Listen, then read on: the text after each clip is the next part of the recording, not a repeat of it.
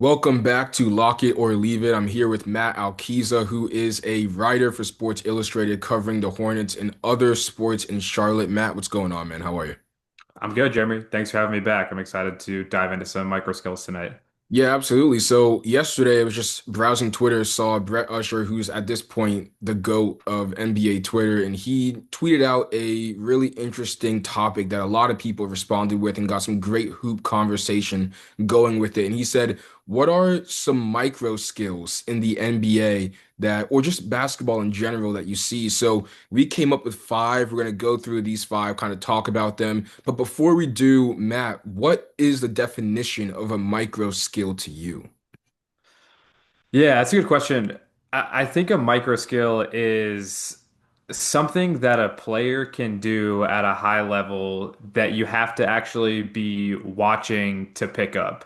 It's not something that you notice from just, like you're scrolling Twitter while you're watching a game, you're not going to pick up that Con Knipple is really good at like reading double teams or like passing late out of the pick and roll. Shout out to James Plowright for that one. It's something that like you have to like really one understand the game of basketball to a certain extent, and you actually have to be watching for it to pick up. So with that, man, let's jump right into it. You have the first one. What's your first NBA micro skill that you love to watch or see when you watch basketball? Yeah, I don't feel like this one is necessarily a micro skill per se, but it's something that I think has become a little bit underrated in the overall bag of an NBA player, and it's the floater. Basketball has been dominated by physical outliers since its inception. The early legends of the game, the big men, the Russells, the Wilt, the Kareem, and even through the 80s, 90s, 2000s, it's all guys that are like physical outliers. Kareem, Jordan, LeBron, KD, Jokic, like these guys that are all like physically dominant, whether that's because they're giants or because they are better athletes than everybody around them. So as the game has evolved, even in 2025, the most effective players are ones with positional size, freak athleticism, elite body control, like SGA. Like the Goliaths are the ones that run the game. But the beauty of basketball, though, is that there have always been counters to the Goliaths, and there's always been a way for the Davids to find their way to get buckets. And the floater is just a extremely important tool for guys that are a little bit smaller, guys that don't have that top end athleticism to score, to impact the game. It's like a guard or like a wing or a forward having that trick in their bag just like opens up so much for their offensive game. When a shooter gets ran off the line, when Steph Curry gets closed out on, he needs something in his arsenal to make defenses pay. He's not going to rise up and finish over or around defenders, but he can hit that little 10-foot floater off of 2 feet with one hand, and it's deadly. And it's his way to, counteract defenses really closing out hard on him at the 3-point line. It's Someone just a we'll reliable. Good, good, good. someone we'll be talking about a lot is Jalen Brunson because you kind of Mhm. said that David and Goliath thing, but please continue. Yeah, it's a reliable counter for ball handlers that lack the vertical explosion to finish up and over defenders. We're in Charlotte. We spend a lot of time thinking and talking about Hornets. Colin Sexton is a guy that loves to get to that little mid-range floater game. He has a great first step. He can get by defenders, but he doesn't have the vertical pop. He doesn't have the athleticism to finish around up and over defenders at the rim. So he's developed this really nice, reliable mid-range floater to counter big men in the paint. Ty Jerome is another one. He does really good at putting defenders in jail, which we'll talk about here in just a little bit. And he uses a floater to like mitigate his lack of athleticism. You look back at game one of the first round in 2025 when they played Miami. Ty Jerome scored or assisted on 24 straight points in the fourth quarter of that game.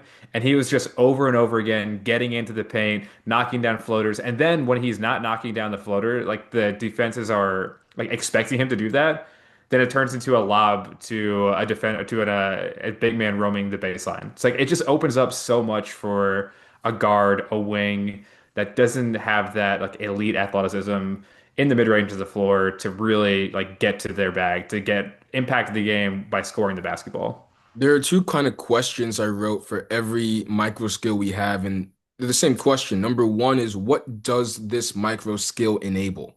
So for me, I said, when that big comes up, You can have the drop off pass when you have the floater in play. And then number two, the question is, when are they best used? And this really caught my eye. Thank you for kind of talking about that earlier, where the NBA right now is what? Two things. We want to run you off the three-point line and we want to pack the paint. So what does that do? It creates this invitation in that kind of middle gray area between the paint and the three, and they're saying we'll give you these shots because statistically the mid-range shot is the least efficient shot. But what we've seen from the best guards are being able to get a little closer to the basket. That's not a layup directly, and a little farther in where it's not a mid-range shot and they're able to feed off of that. So when you see teams sag back, pack the paint, and restrict the three, you get open spots in the half-court offense where guys like Brunson, Devin Booker can get someone and even and hit some floaters too, and Tyrese Halliburton. So it's really good that floaters are coming back, or maybe not coming back, but we're seeing that guys exactly Goliaths are being able to kind of be stifled by the Davids having that counter in a floater. All right, that's number one. Number two is one of my micro skills, which is putting defenders in jail. And I think this goes back to your whole David and Goliath thing where it's if you're a Giannis, man, it's really easy to just use your measurables to win a lot of possessions. If you're Jaden McDaniels, it's really easy to win a lot of possessions because of your measurables, your wingspan. But another counter that small guards have, putting defenders on your hip and then having them in jail and they are at your mercy. So again, what do they enable? Number one, they punish defenders for going over screens. If you are a good shooter, you're a good backcourt shooter, and the defender is forced to go over your screen and not go under, you just slow down a little bit, you pin them to your hip, and now they have nowhere to go. They are at your mercy. Number two, what does it enable? It punishes defenders for pressing and doing full court defense. When you're going full court or you're pressing hard, I can just get one step ahead of you, slow down, and now you're pinned on my hip. Matt, what comes to mind when you think of putting defenders in jail? Chris Paul is the first thing that comes to mind. I mean, he's the best ever at that we've seen in our lifetime. You put your defender in jail, and it effectively creates a 5-on-4 when done well. And a smart, like metronomic point guard like Chris Paul can exploit that 5-on-4 advantage like nine times out of 10. And you said the other things I was thinking of. Being a threat on the perimeter really helps here. Like giving a defender a reason to close out hard and for you to get that first step on them really matters. So as Chris Paul developed in his career, he became a better three-point shooter. You know, he kind of grew up with the like real three-point revolution and extended his range out to the three-point line, which just made that even more effective. But yeah, I just wrote a couple of guys down. CP3, Jalen Brunson is really good at this too. And then he's really good at like finishing off of 2 feet with the defender behind him. Kind of like varying his tempo, finishing off his right foot, which is like make things a little bit awkward, finishing off two. Um, 2020's Isaiah Thomas was great at this, just another small guard, really good at like pinning defenders behind him. And Andrew Nembhard was another one, just a guy that we saw all throughout the playoffs, and we're going to see a lot in 2025, 26 without Tyrese Halliburton, do this in order to get advantages created for himself. So thank you for mentioning Chris Paul because something that I also wrote down here, what does it enable? It enables you to now have an escape dribble where Chris Paul has a defender on his hip and then he can escape and go out because they're not facing him, they're behind him. It gives you that extra space, that extra 10th millisecond of time to be able to rise up for an uncontested midi off of the escape dribble. I have this written down. It's best used for undersized guards. If you can shoot, defenders are forced to fight over screens, allowing offensive players to slow down, pin people, make decisions. The defender is at their mercy. All right, number three, and this coincides this seamless transition with number two.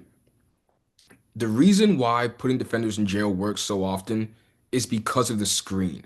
Now, there are many different types of screens. There are off-ball screens, there are on-ball screens, and I want to start with a Hornets guy because we cover the Hornets. So thank you for dropping that Kalkbrenner in there. I was combing through some Kalk tape earlier, man, but What does the screen enable, Matt, and how does it help teams on offense? Yeah, it enables everything. You watch an NBA game right now, you watch a college game, even a high school game, you don't see a possession without a screen somewhere on the floor, whether, like you said, that's an on-ball screen or off-ball screen. A good one creates an advantage for a ball handler that should be easily exploitable. We talked about Ryan Kalkbrenner, the Summer League championship game. Charlotte goes up big in the first half. Down the stretch of the second quarter, Sacramento starts to claw their way back. And Kalkbrenner sets a massive screen on a defender, gives Concanipple just enough space to hit a little like in and out dribble on the big in the paint, finishes a layup. Charlotte extends their lead, and then on the last possession, Charlotte's last possession, when Concanipple hits the three to put them up four with 30 seconds left, Kalkbrenner set another screen on KJ Simpson's guy, knocks him to the floor, forces the defense to rotate. Knipples open, knocks down the three that effectively ices the game before the free throw game was played down the stretch. It just opens things up, man. Like a really good screen is exactly like what an offense needs to keep humming. It gives a guard a chance to play again that 5-on-4 and an NBA point guard with the way the game is processed so quickly now, that the IQ that so many of these guys have. If you can set a good screen that creates an advantage for one of those guys, they're gonna eat it up every time. So you mentioned earlier when you're talking about putting defenders in jail, how it effectively creates a 5-on-4. I think the same can be said with screens where Right. you can get a bone-crushing screener like Kalkbrenner, Steven Adams, guys like this. You're effectively knocking off a chess piece from the board. I'm watching Hmm. that tape with Kalkbrenner setting these screens in Summer League, and the guys that he's setting the screens are on the backcourt players can't get back in the defense. So you create advantages for yourself. That's number one. Number two, he set this really, and I'll drop the clip here. He set a really sophisticated screen for Khan. I forgot which game where he looks like he's coming left. Last second, he comes right. And I Flips it, think yeah. that he used the defensive communication against them. Because you see the screen coming left, screen left, screen left. He's anticipating it. Next thing you know, it's coming right. He has no clue. Khan gets it, gets the easy bucket off of it. And then number three, it frees up shooters off ball screens. But I want to talk about different types of screens because we talked about the Kalkbrenner bone crushing screen. But what about Hartenstein? Because what Hartenstein does is he's such a good passer that when people are coming for DHOs, the Thunder players will just cut back door and he'll find them because of the threat of the screen. So talk about how Hartenstein impacts his team, the Thunder, through his screening as well. Yeah, I think little things matter when you set good screens, and a lot of these kind of play into like what a Hartenstein does. It starts with the angles. Like you have to be like you have to set your screen the right way. Like know your personnel. Can you force the defender to go over or under your screen based on your body position? So if you have an elite shooter, the Thunder, you have Alex Caruso has turned into a great three-point shooter. Isaiah Joe is a guy they set a lot of off-ball screens for. Hartenstein is so good at like angling his body to make sure that the defender goes under the screen. Versus SGA wants to get downhill. Great, Hartenstein is good enough to just like subtly turn his body to get the defender to go over that screen so SGA can then get downhill.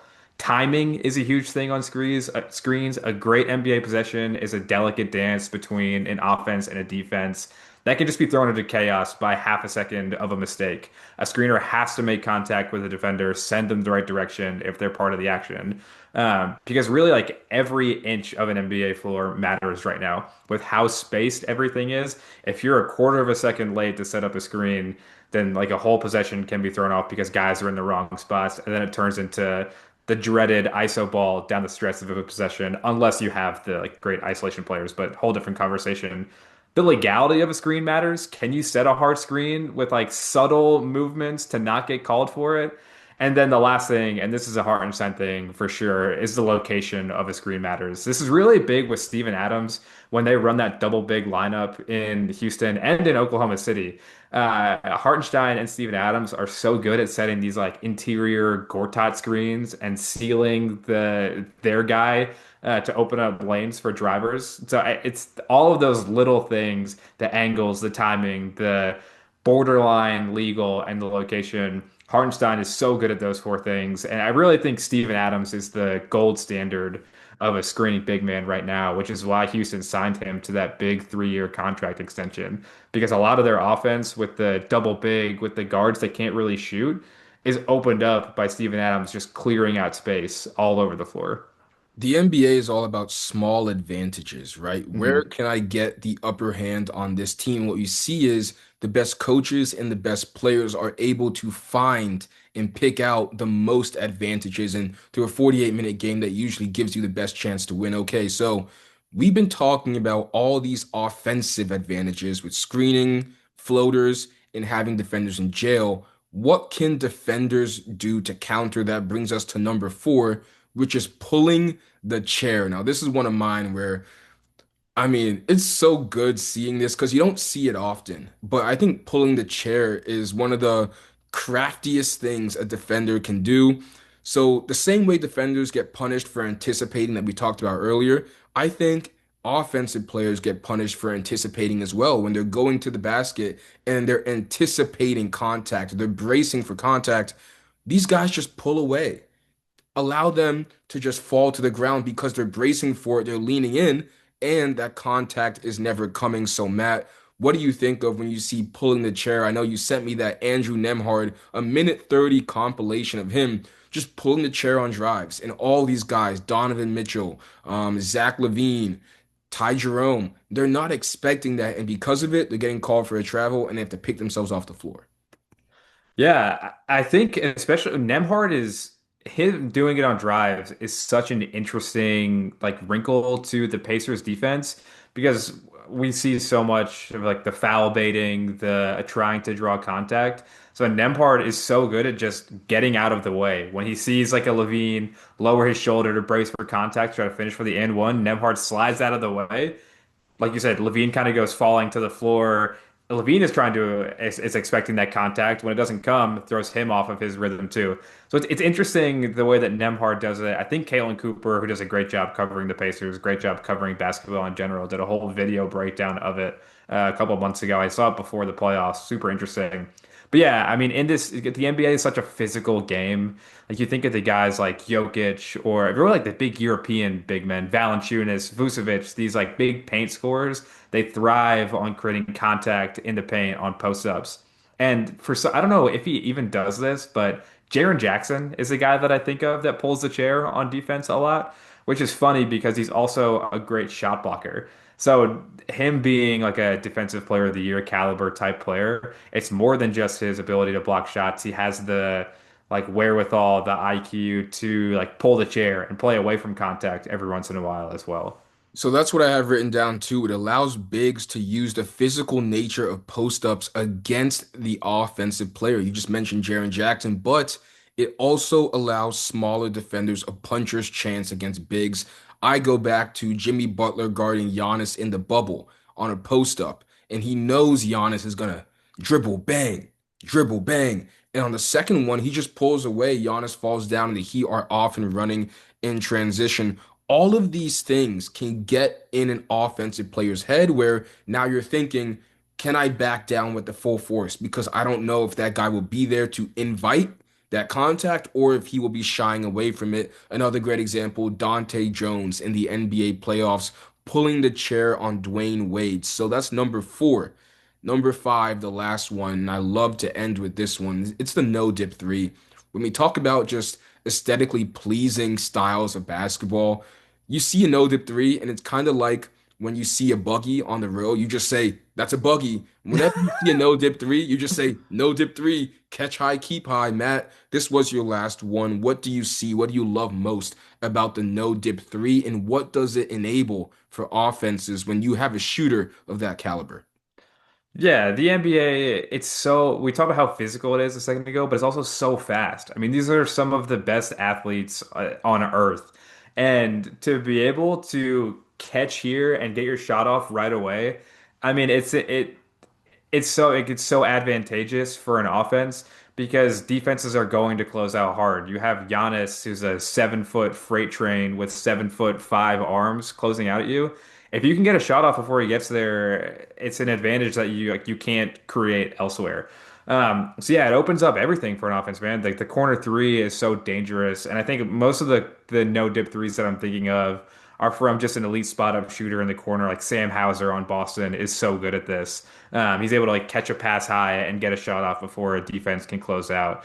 And for a guy like him, it feels like an automatic 3 points. Klay Thompson just feasted on these forever in the Warriors offense, just eating off of Steph Curry, like running off of screens, getting chased off the line. That leaves Klay Thompson in the corner to shoot over a closeout. So with how fast the NBA is, how long some of these athletes are, to be able to do that, to be able to get a three off without having to dribble or pull it down. I mean, like you can't quantify what it means for an NBA offense when the floor is spaced so wide like that. I was clipping highlights to place in here. I'm glad you mentioned Sam Hauser. I was combing through Anthony Morrow tape, man. Yeah. That's why we're friends because I be going through Anthony Morrow tape at 4 p.m. on a Tuesday. But talking about the no dip three, what kind of caught my eye with it is most defenders know the exact distance where they can help off and shade and hmm still make it back in time for a good contest. They know I can stay here. I can kind of be going back and forth, but I know I have enough time to make it back for a strong contest. With the no dip three, it completely negates that. It doesn't matter how far or how close you are, that no dip three takes that extra bit of space that defenders give themselves, that time, and completely erases it. And what happens is it locks the help side defender in place. That guy can't shade anymore, and it opens up everything else for everyone else on offense. So I have Anthony Morrow, I have Sam Hauser, a D'Angelo Russell game Yeah. against the Clippers for the Lakers, Duncan Robinson, and then of course to me the one who I see it do it the most is Nick Batum. These hmm guys can catch it, get it up quick, and it helps out their entire offense. So to put a bow on this, who do you think, or what? Well, I guess we talked about it earlier. What position can benefit the most off of having these micro skills in the NBA? Hmm. Yeah, I mean, you could use each of these for a different position, right? I think the being able to put a defender in jail, I mean, is a point guard skill through and through. It's Luka Doncic as your main ball handler. He's obviously like has great positional size, but even him being able to put his defender in jail again just opens up so much for his offense. So yeah, I think like a point forward maybe. Like if you're thinking of all of these skills together. Yeah, like a really great point forward is what I think of when I think of, they set good screens and then they become the roll man and they're making passes out of the short roll or they're popping and then they're getting to take advantage of that 5-on-4 after they set the screen. So yeah, there's a lot that each of these micro skills can apply to for different positions, but I think like a point forward specifically is where I'm at with if you're combining all five of those skills into one. I like point forward. I'm gonna go with backcourt player because I think of floaters. A backcourt player can get the advantage on the big man who's sitting low in the paint. I'm thinking of putting defenders in jail. A guy like Brunson, backcourt guy, can do that. I'm thinking of screens, and we can see Brunson setting screens for Towns, and then you're having an inverted screen with those guys. You can see him having no dip threes when he gets the ball in the corner. And then also being undersized allows you to be able to pull the chair on, let's say, big men who are posting up. But micro skills are just so fun to talk about. Thank you, Brett Usher, for having that discussion. Matt, I'll be seeing you soon again because we will be doing a 2010s NBA draft coming up. Really excited to show you guys that. But what's going on with you? I know you were writing for the Hornets. It's kind of like the dead period of the NBA. Early August, nothing really going on, but kind of what's happening with your Hornets coverage. Yeah, still trying to pump out as much as possible, man. It's difficult to find stuff right now, but my favorite thing about covering the Hornets is trying to figure out how stories in the NBA at large can impact the Hornets specifically. So I wrote something last week about how De'Aaron Fox's massive contract extension makes the LaMelo Ball contract look a little bit better.